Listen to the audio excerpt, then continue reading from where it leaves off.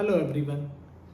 अभी supreme court ने एक लेटेस्ट जजमेंट पारित किया है जिसमें सुप्रीम कोर्ट ने कहा है कि सिविल एंड क्रिमिनल दोनों केस एक साथ फाइल नहीं हो सकते सेम कॉज ऑफ एक्शन के लिए।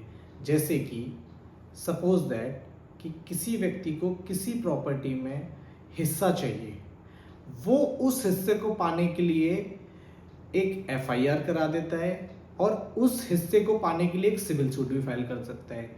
तो इस तरह का कृत्य जहां सिर्फ सिविल डिस्प्यूट्स है कि उसको उस प्रॉपर्टी में हिस्सा चाहिए, लेकिन वो कानून का मिसयूज करके एक क्रिमिनल कंप्लेंट करा देता है, एक एफआईआर दर्ज करा देता है विपक्ष पे प्रेशर बनाने के लिए, ये कानून का मिसयूज है। सुप्रीम कोर्ट ने अभी लेटेस्ट जजमेंट में ये पाया और उन्होंने साफ कहा है कि इस तरह का कानून का मिसयूज नहीं होना चाहिए।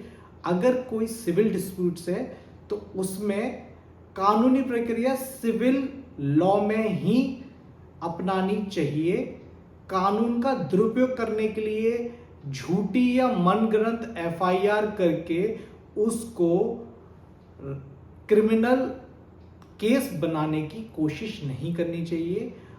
इस चीज का भी ध्यान रखना चाहिए कि अगर मुद्दा एक है, कॉज ऑफ एक्शन एक है, तो उसके लिए सिर्फ सिविल या क्रिमिनल एक ही साइड केस करना चाहिए। अगर वो क्रिमिनल से जुड़ा मामला है तो उसके लिए क्रिमिनल में केस करना चाहिए, अगर वो सिविल से जुड़ा मामला है तो उसमें सिविल से रिलेटेड केस करना चाहिए। इस तरह का कृत्य नहीं करना चाहिए कि सिविल से जुड़े मामलों में क्रिमिनल केसेस किए जाएं या क्रिमिनल केस में जुड़े मामलों में सिविल केस किए जाएं। यह कानून का दुरुपयोग है, ऐसा करने से आपको बचना चाहिए।